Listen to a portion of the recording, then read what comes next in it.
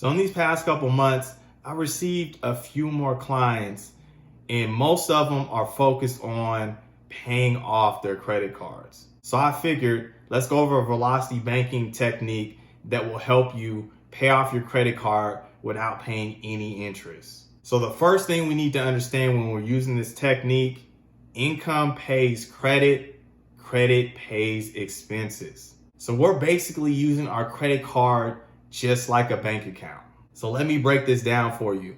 When you put money on your credit card, the money is not lost, meaning that you can use this money to pay your expenses. And while you're putting money on your credit card and paying off the statement balance, once you pay the statement balance off, you avoid interest for that month.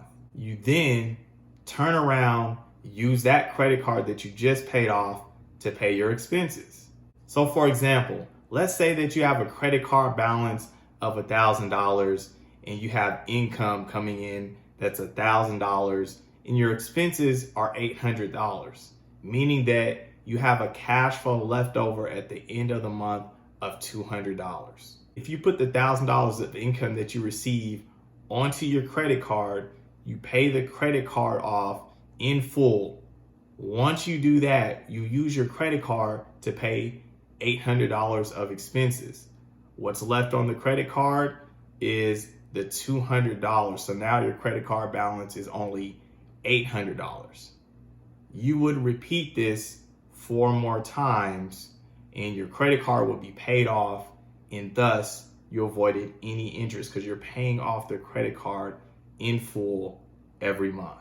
So I know this may sound complicated, but you already know I got the whiteboard in the back, so we're gonna break it down even further. Let's go. All right, so on the whiteboard, you already know we get down to business. So let's look at our example today. We're gonna have a family here.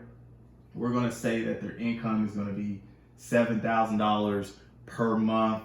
Their expenses are gonna be $4,600 plus the rent is gonna be $2,000. So that total is $6,600 for expenses. And you'll see why I broke rent down more further than expenses here. So the cash flow is going to be $400, which means it's $700 or $7,000 you bring in income. The expenses that you're spending is $6,600, which means that you're left with $400 at the end of every month. Now the credit card they're trying to pay off is $4,800. And we're going to say the minimum payment on the credit card that you have to pay per month is going to be $200. They're going to have an astronomical interest rate of $35 there. So remember, income pays credit. Credit is going to pay our expenses. So I'm going to go on the other side of the board and we're going to break it down with our real life example. Right, so on the other side of the board, we're going to say that it is January 1st here. So first we're going to look at the equation. So our income, we want to pay our credit card off in full, right? So we're going to use $4,800 of our $7,000 of income. We're going to put that onto the credit card. That's going to pay the credit card off in full. Every time we pay the credit card off in full means that we avoided any interest for that month. So what happens here is since we paid the credit card off, it increases our cash flow by $200 and decreases our expenses by $200. Why? Because the credit card was part of our expenses. Remember, our $200 is minimum of what we had to put on the credit card. So that was part of our monthly expenses. Now, the next step, we are going to take the remainder of our money, which is going to be $2,200. We're first going to pay the rent. We got to have the roof over the head, right? So the rent is $2,000, and then our expenses, they were $4,600. But remember, step one, our expenses decreased by $200 because we paid our credit card off, right? So our expenses are only $4,400, and we have $200 left out of the $2,200 of the remainder of our income. So our expenses after that will be $4,200. Now, the next step, since our credit card is paid in full, and remember, all we pretty much did was transfer the $4,800 onto the credit card. Now we can use that $4,800.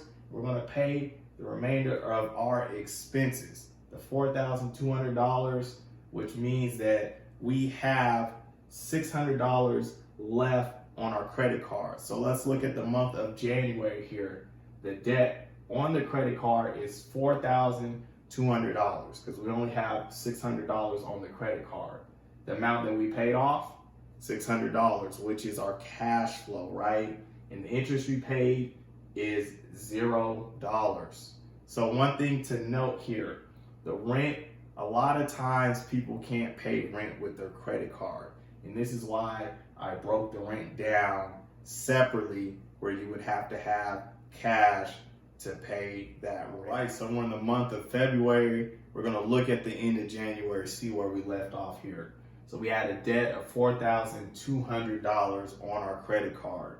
So we're gonna go to step one. We're gonna take $4,200 of our $7,000 of income, put that onto the credit card. Guess what? We paid that credit card off. It frees up $200 of cash flow and minuses $200 on our expenses here because the credit card is no longer an expense, right? Now, we're gonna take the remainder of our income, which is gonna be $2,800 first, keep the roof over our head, pay that $2,000 of rent, and then we're gonna throw $800 of the remainder of our income onto our expenses. That is going to leave our expenses at $3,600. Now, we paid off our credit card. It's back to full, back to $4,800. We're going to use our credit card to pay the remainder of our expenses. This leaves $1,200 left on our credit card. So let's look at what February brings us here. So the debt on our card is $3,600. We've paid off $1,200. Remember, our cash flow is $600, and the amount we paid total is $1,200. All right, so we're in the month of June. So let's look at the prior month of May. We had $1,800 balance on our credit card. So we're gonna take $1,800 of our income, pay the credit card off in full, avoid the interest, frees up some cash flow, and minuses some expenses for us, $200 to be exact. The income, the remainder of our income is $5,200. We're gonna first throw it on the rent, and then we're gonna use the remainder that we have on our expenses here. That is gonna leave our expenses at $1,200 left. Guess what we're gonna do? Credit pays expenses, right? So we're gonna use our credit card. We're gonna charge $1,200 on that credit card for all the rest of our expenses. $3,600 is left on our credit card. So let's take a look here. So for the month of June, we have a debt of $1,200, another $600 chunk on there, right? The amount that we've paid off so far is $3,600 and still avoided all interest. All right, so we're in the month of July here. Let's look at the previous month to see what our debt is. Our debt is $1,200. So the first thing we're gonna do, we're gonna take $1,200 of our income, throw that onto the credit card, pay it off in full, avoid any interest. Our cash flow increases by $200. Our expenses decrease by $200. And then we're gonna take the remainder of our $7,000 of income, $5,800, put it on the rent, and then the rest, we're gonna put it onto our expenses. We're left with $600 of expenses to pay. We're gonna use our handy dandy credit card, $4,800 we have available because we paid it in full. We're gonna take $600 off, and then what's left on the credit card is gonna be $4,200.